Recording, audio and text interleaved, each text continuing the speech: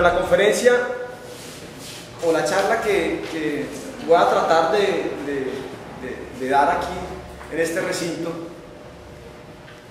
tiene un objetivo, y es establecer cuáles son los principios que han guiado la implementación de estos sistemas integrados de transporte con base en el primer ensayo que se hizo en Colombia, que es el caso de Bogotá. ¿Para qué? Para que nos permita tener comprensión de cuáles son sus reglas generales, ¿sí? Para saber qué es lo que viene o el futuro que se viene, que viene aquí en Bucaramanga, sobre todo en el área metropolitana. Voy a dividir la charla en 3 puntos específicos. Voy a tocar el caso Transmilenio de Bogotá, cómo funciona, cómo está estructurado el caso Transmilenio, cómo empezó el Transmilenio en Bogotá, ¿sí? Luego voy a hacer un énfasis en el sistema integrado de transporte público, cuáles son sus principios y qué es lo que nos están vendiendo en Bogotá, ¿sí? Como si, además, pues, dejo aquí una claridad, y es que tratan de vender el sistema integrado aparte o como si fuera una cosa distinta al Transmilenio, ¿sí? Y analizaremos el caso específico del área metropolitana de Bogotá, el caso Metrolínea, ¿sí? El caso de Bucaramanga. Bucaramanga, sí. Bueno, en el 2001 en Bogotá nos vendieron un sueño: Transmilenio. Nos dijeron que este nuevo transporte, este nuevo sistema, este nuevo modo de transporte iba a ser la solución para Bogotá, una ciudad de más de 7 millones de habitantes. Hicieron una campaña publicitaria impresionante, incluso siempre a nivel internacional, o en las noticias a nivel internacional se resaltaba que Bogotá era el ejemplo, modelo, pues a nivel internacional, sobre sistemas integrados de transporte, que era lo mejor que se había concebido en todo el mundo, sobre transportes de buses articulados. Y con esto hicieron una promoción a nivel mundial, ¿cierto? Y se ganaron premios, hicieron bulla y bulla y bulla y bulla, y resulta que hasta el sol de hoy, lo que demuestran las cifras financieras y lo que demuestran los hechos, en el caso de los usuarios, el inconformismo de los usuarios mismos de Bogotá, es que el sistema Transmilenio no es la solución para los problemas de movilidad de Bogotá. En el 2001 entonces nos dicen: tenemos Transmilenio, y lo colocaron por la Caracas. A todos los demás sectores que dependían del transporte tradicional les dijeron que no iban a afectar sus ingresos y que todos iban a participar de este modelo de transporte, que este iba a ser la democratización del transporte y que nada más iba a cubrir unas rutas determinadas, en tanto no afectaba, digamos, las rutas tradicionales de los buses convencionales, ¿sí? Bueno, colocaron Transmilenio en la Caracas, que es la principal arteria de movilidad de Bogotá, después por el portal 80, por toda la calle 80, ¿sí? Después también por Suba. Y ahorita estamos en una fase 3 que nos colocaron el mismo eje troncal, las vías exclusivas por la calle 26 y la calle 10. Y faltan la avenida Boyacá, ¿sí? La avenida Ciudad de Cali, la 1 de Mayo y la calle 13. Los conductores y los pequeños propietarios, como lo dije anteriormente, cayeron en la trampa. Los usuarios también fueron engañados. En principio, si alguno fue a Bogotá en ese periodo, en el 2001, cuando vendieron el sistema como la solución, encontramos que las tarifas eran mucho más económicas que la de los buses tradicionales. Fue un gancho ciego, como llaman, para que los usuarios se incentivaran y se montaran al sistema. Pero sucedió un fenómeno particular, y es que una vez los usuarios se fueron apropiando del sistema, ¿sí? Empezaron las alzas desmesuradas. En tan solo 10 años, la tarifa de Transmilenio aumentó el 19% por encima de la inflación. O sea, pasamos de 800 pesos en el 2001 a unos 1.700 pesos en el 2011. O sea, estamos hablando de un alza supremamente desproporcionada que no corresponde al mismo incremento de los salarios de los trabajadores de Bogotá. ¿Eso en qué repercutió? Es que los pobres, los estratos 1 y 2 de Bogotá nunca se montaron en el sistema.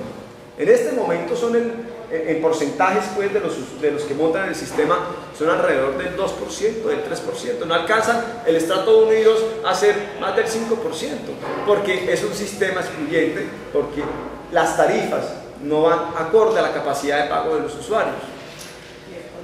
Pero bueno, ese fue uno de los problemas. Al paso del tiempo se fueron presentando otros inconvenientes. Un sistema que en principio era económico y que era la solución de la movilidad porque iba a aumentar los tiempos de desplazamiento, que iba a disminuir los tiempos de desplazamiento de los usuarios, empezó a contradecirse y los usuarios hoy en día se demoran esperando un servicio específico entre 15 y media hora. Y si van a coger un servicio de alimentación, que es otra modalidad del esquema del modelo Transmilenio, ¿sí? Incluso los servicios pueden demorarse entre 45 minutos. Las esperan larguísimas. Y sobre todo los buses repletos. Buses como latas de sardinas. O sea, eso es un sauna. Ustedes en hora pico en Bogotá no se pueden montar a un bus de Transmilenio. Eso es imposible. Eso es una guerra, pues, ¿sí? Impresionante. Hay peleas, empujones, los bolsos se quedan afuera de la puerta, ¿sí? Hay personas que se caen del Transmilenio, accidentes, ¿sí? Y bueno, incluso ha llegado a tal nivel que el Transmilenio ya se partió en dos. No sé si ustedes escucharon esa noticia. Claro, y había un informe, y en esto hago una acotación, un informe en una sentencia del Consejo de Estado donde se especificaba y se advertía que si se seguían aumentando los niveles de ocupación de los buses se iba a fracturar el Transmilenio. Y bueno, se partió en dos. Y en esto hemos tenido miles y miles de manifestaciones de inconformidad por parte de los usuarios. Miles y miles de manifestaciones en contra de este sistema, porque no está diseñado para favorecer los intereses de los usuarios, sino que en cambio está diseñado para favorecer los intereses de unos operadores privados que se hicieron el negocio, de 12 familias. 12 familias contra Bogotá, contra 8 millones de habitantes. ¿Cómo es la estructuración financiera de este negocio? Hay un artículo que sacó muy bueno Jaime Castro, exalcalde de Bogotá, que concluye lo siguiente. Hombre, este modelo Transmilenio es el modelo donde se socializan las pérdidas y se privatizan las ganancias. Bueno, ¿y por qué se socializan las pérdidas?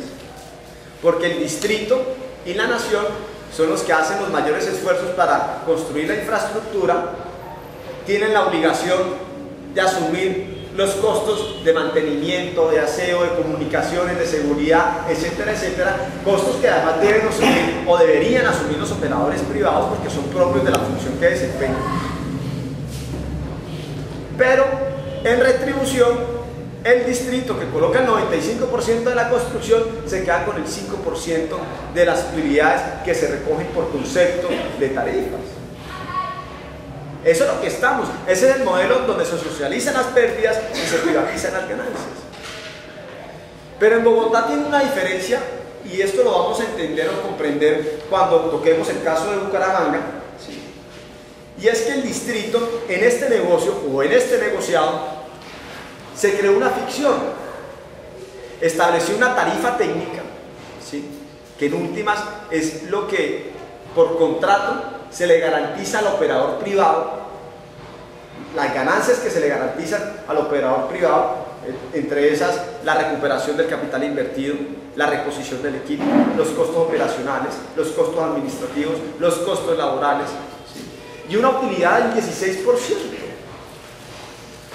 Y por otro lado, aparte de la tarifa técnica, que es lo que se le garantiza a los contratistas, a los operadores privados, está la tarifa del usuario, que es la tarifa que nos cobran a nosotros los usuarios.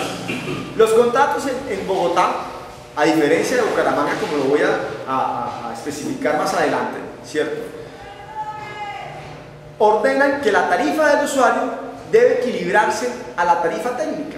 ¿Sí? Se debe buscar un punto de equilibrio entre lo que se recoge y lo que se le garantiza al operador. Si lo que se recoge por concepto de tarifa del usuario no alcanza a cubrir lo que se le garantiza a los operadores privados por la tarifa técnica, ¿sí?, el distrito tiene que inyectar capital público del erario de nuestros impuestos para reponer ese déficit. ¿Sí? Es decir, pongamos un ejemplo sencillo. Acá al operador se le garantiza, para entenderlo y comprenderlo gráficamente, al operador se le garantiza por pasajero, ¿sí?, que no es cierto porque digamos los operadores troncales les pagan es por kilómetro recorrido, pero lo estoy explicando de esa manera de ejemplo, ¿sí? El operador privado le garantiza por pasajero 2.300 pesos, 2.500, ¿sí?, y la tarifa es a 1.700 pesos. Ese déficit, ¿sí?, esa diferencia entre los 1.700 y los 2.300 la cubre el distrito con los recursos públicos. Para eso, claro, no, eso es un gap. Miren, ahorita lo voy a explicar en cifras detalladas, pero para eso el distrito creó una cuenta aparte, ¿sí?, una cuenta del sistema que se llamó fondo de contingencia. Después le salió el tiro por la culata porque el mismo nombre nos contradecía la práctica que se presentó año tras año. Y es que lo que se creó en principio, que era un fondo de contingencias, porque como su nombre lo dice, es un fondo para una contingencia, pues, y que si hubo un terremoto, entonces el distrito la ayuda, pues, para que tampoco el privado se afecte tanto en las ganancias y se pueda prestar el servicio. Se convirtió en la regla general porque año tras año la tarifa técnica, las ganancias que se les garantizó a los operadores privados por concepto del contrato, ¿cierto?, eran superiores a lo que se recogía por concepto de tarifa por concepto de tarifa del usuario. Entonces, año tras año, el distrito ha venido invirtiendo o subsidiando las ganancias de los operadores privados en sumas desde 11.000 millones de pesos hasta 68.000 millones de pesos.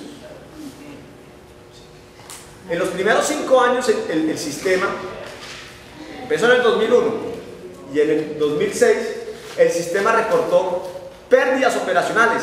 El sistema como Transmilenio S.A., que es una empresa pública, como si aquí estuviéramos hablando de Metrolínea S.A., que es una empresa pública, ¿sí?, reportó pérdidas por 68.000 millones de pesos. 68.000 millones de pesos que fueron a dar para garantizar, como les he venido explicando, las ganancias de los operadores privados. ¿Sí? Esto es una discusión muy larga porque, bueno, era un contrato a todas luces leonino. ¿Cómo así que el distrito, los bogotanos, hacemos unos esfuerzos inmensos para garantizarle las ganancias a los operadores privados y los operadores privados no retribuyen en absolutamente nada a los bogotanos? Porque las tarifas, empezando por las tarifas que están a unos precios supremamente elevados y que siempre han estado a unos precios supremamente elevados, y un servicio que es pésimo, pésimo donde ustedes lo quieran ver. Exacto, no es el subsidio al usuario directamente, sino un subsidio al empresario. Esto es una discusión bastante fuerte y digamos que en la ciudad se organizaron diferentes movimientos y ligas de usuarios, ¿cierto?, para que se modificara la relación contractual de Transmilenio, para que el distrito tuviera mayor participación de los recursos del sistema, que se vieran reflejados en un mejor servicio a los usuarios, ¿sí?, y que se vieran reflejados en una tarifa más económica para que los usuarios realmente pudieran acceder al sistema de transporte masivo. Tanto así que hubo una sentencia del Tribunal de Cundinamarca que ordenó modificar ese contrato. Y la sentencia resumió, digamos, esta problemática en los siguientes puntos, en los siguientes términos. Hombre, está bien que en principio, en este periodo de transición, mientras los usuarios conocían el sistema, mientras los usuarios se montaban al Transmilenio, lo conocían y se apropiaban de él, digamos, que era más o menos considerable y era proporcional pues uno dar un subsidio a los operadores privados mientras arrancaba, pero una vez recuperaba el punto de equilibrio, esa prima de riesgo, que podríamos llamarlo así, ya era innecesaria, no se justificaba. ¿Por qué se le seguía manteniendo y pagándole una prima de riesgo cuando el negocio era pulpito? ¿Sí? En el 2011, para que lo tengamos claro, en concreto, no, eso lo vamos a explicar ahorita con lo que ha pasado con el doctor Gustavo Petro. Una vez se ordenó la modificación del contrato. Bueno, no, les iba a contar esto para tener claro las cifras. Digamos, el distrito Transmilenio S.A. recaudó por concepto de tarifa en el 2011 831.000 millones de pesos. De esos 831.000 millones de pesos fueron a dar a los operadores privados 780.000 millones de pesos. Y al distrito tan solo le quedó unos 46.000 millones de pesos. Pero eso no es lo peor. Cuando uno ve los gastos que hizo Transmilenio para mantener los gastos de funcionamiento, de mantenimiento, de aseo, de seguridad, nos dimos cuenta que los gastos ascendieron a 113.000 millones de pesos. Entonces, reciben por concepto de tarifa 40.000 millones de pesos, pero les gastan, ¿cierto?, para mantener el funcionamiento, para mantener la operación del sistema, 113.000 millones de pesos. Conclusión, Transmilenio S.A. como empresa pública siempre ha estado al borde de la quiebra. Financieramente no es viable, porque está concebida para mantener las ganancias a los operadores privados. Y esto sin contar con las inversiones que hace el distrito anualmente en infraestructura, que eso ascienden a 1.2 billones de pesos anualmente, ¿sí?, en promedio.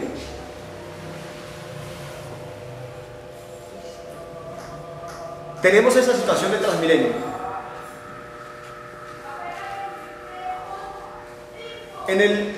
El 9 de marzo del 2012, digamos que fue esa gota que rebasó el vaso. Y los usuarios, quienes venían dando la discusión respecto al contrato de Transmilenio y sobre la problemática y el pésimo servicio, digamos que estallaron y en una ola de inconformidad, ¿cierto?, bloquearon la ciudad durante todo el día. Eso obligó a que la alcaldía tomara decisiones inmediatas y apresuradas. Entonces dijo, no, aquí vamos a modificar y vamos a dar una guerra contra los operadores privados y aquí vamos a mejorar el negocio y el distrito va a asumir, ¿cierto?, la operación del sistema y etcétera, etcétera, etcétera. Pero después, la alcaldía de Bogotá tenía un problema que resolver, y es que en ese mismo periodo en que se venía presentando la problemática de Transmilenio como rutas troncales y alimentadores, ¿sí?, ya se habían firmado lo que ellos llaman diferentemente como sistema integrado de transporte público, que era ya la concentración de la renta pública de Bogotá, de la renta pública de transporte, concentración de la renta pública de transporte de toda Bogotá, ¿sí? Es decir, la aplicación de ese modelo Transmilenio en toda la ciudad. Como tenía el afán de aplicar este modelo y para ganarse la aceptación de los usuarios de Bogotá, empezó a realizar un tipo de, digámoslo así, de medidas que confundió a la población y, digámoslo así, bajó como el nivel de inconformidad de la población, que fueron esos tales descuentos de las horas valle. Entonces, la tarifa empezó a costar de 1.750, que estaba costando en el 2011, pasó a costar 1.400 pesos en las horas valle, que significan las horas de baja circulación. Claro, los bogotanos vieron eso como muy bien, porque bueno, es una rebaja, y cualquier rebaja, sí, es positiva para los usuarios y para los bogotanos. ¿Qué pasa? Es que esa modificación de los contratos que prometió Petro, ¿sí?, esas supuestas rebajas que prometió Petro, en últimas se terminaron sacando del mismo bolsillo de los bogotanos, porque las rebajas no se hicieron sobre la base de las utilidades de los operadores privados, sino que el distrito, ¿cierto?, con el dinero público subsidia ese excedente, esa diferencia que hay de 1.400 a 1.700 pesos. Es decir, los operadores privados siguen recibiendo los mismos 1.700 pesos. Y digámoslo así, que la finalidad de esa rebaja tampoco se cumplió, porque las personas que se dejaron de montar, porque era la finalidad, las personas que se dejaron montar en la hora pico, digamos, se dieron en un 0.6%.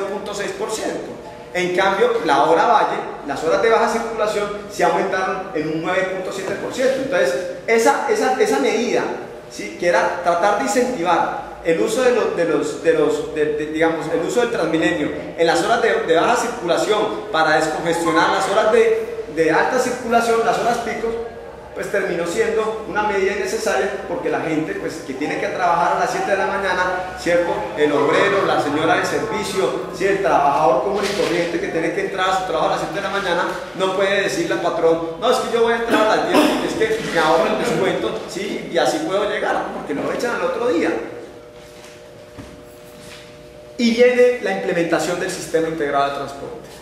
¿Y qué es el sistema integrado de transporte público? Nosotros sacamos un artículo en Bogotá que hemos venido denunciando esta problemática, porque quieren presentar como algo nuevo algo que se viene aplicando hace 12 años, que es más Transmilenios para Bogotá.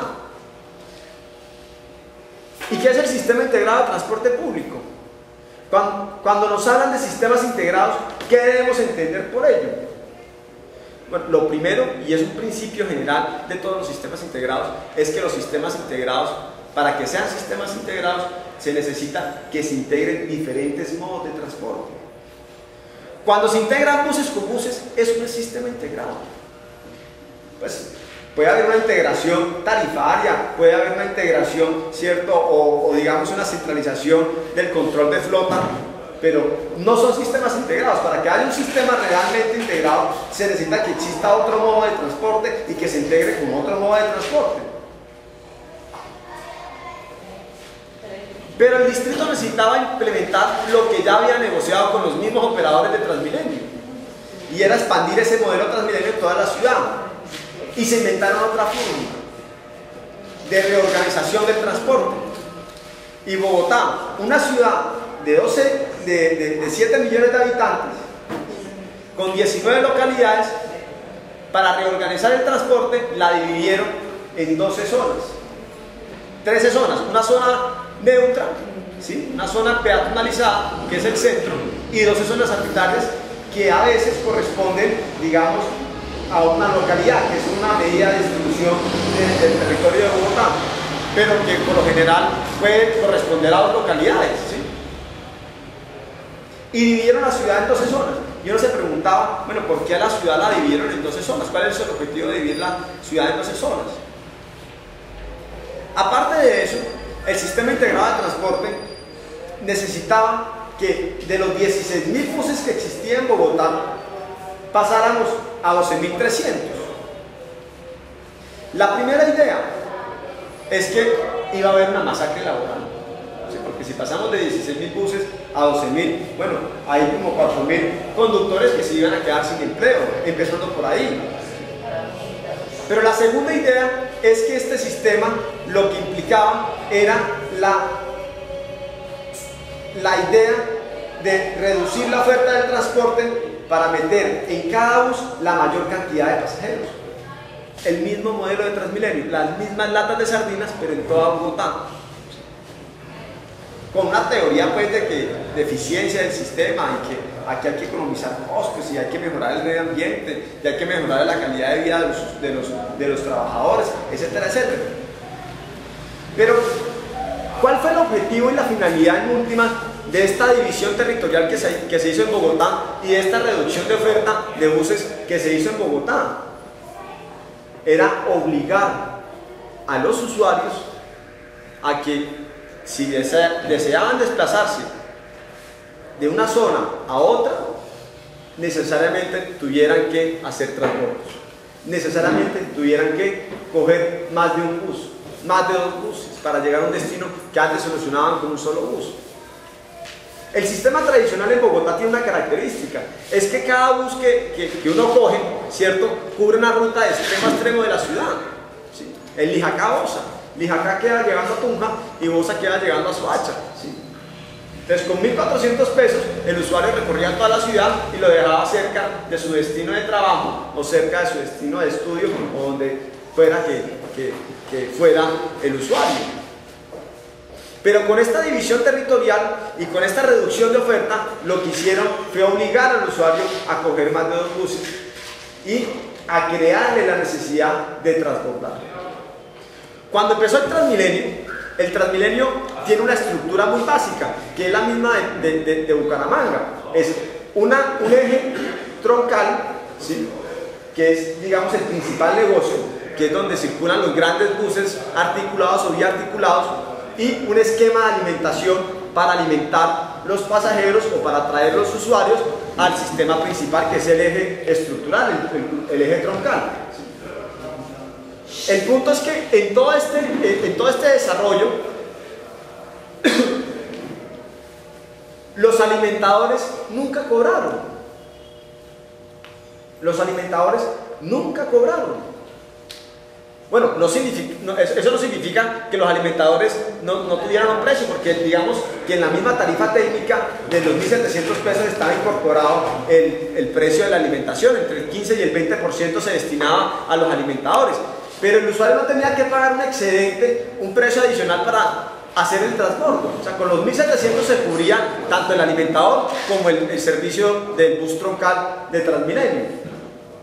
Con este sistema lo que hacen a la hora de crearle la necesidad al usuario de coger más de una o 2 rutas, ¿cierto?, de transbordar, es cobrar el transbordo. Ese es el negocio del sistema integrado de transporte. Una vez crean la necesidad, le dicen al usuario, cuando ya tienen el monopolio del transporte, es que si usted quiere desplazarse de una zona a otra, ¿cierto?, que obligatoriamente necesita coger más de 2 buses, usted tiene que pagar un valor adicional por ese transporte que tiene que hacer. Pero además de ese valor adicional que tiene que hacer, le ponen un tiempo límite al usuario para hacer los transbordos que necesite. Un tiempo de 75 minutos para realizar los transbordos que sean necesarios para llegar al destino correspondiente. Nosotros hemos hecho ejercicios en Bogotá, y si uno en Ciudad Bolívar, que queda en el extremo de la ciudad, ¿cierto?, coge un servicio y necesita ir, digamos, a la zona industrial, a Fontibón, uno se demora mucho más de 75 minutos. Y más con este esquema operacional, que hay que hacer fila para todo, hay que esperar que llegue el otro servicio, y en ese esperar, ¿cierto?, va pasando el tiempo, va pasando el tiempo. Si al usuario en Bogotá no logra hacer el transbordo o los transbordos que necesita durante el tiempo determinado, los 75 minutos, les cobran otra tarifa. Si va a coger un Transmilenio, le cobran otros 1.700 pesos. Si va a coger un bus alimentador, le cobran 1.400 pesos. Estamos hablando que los bogotanos estamos en este momento pagando por un solo viaje, por los 2 viajes al día, 3.700 pesos. Pasamos de 2.800 a 3.700 pesos. Pero si hay un paro, si hay un problema, si hay una demora, una traba en el sistema, o simplemente porque la distancia es demasiado, digamos, lejos del trayecto o al destino que se necesita, y se le pasan los 75 minutos, además de los 3.700 pesos tendría que pagar otros 1.400 pesos o otros 1.700 pesos, dependiendo de la modalidad de transporte que necesite, digamos, realizar para llegar a su destino.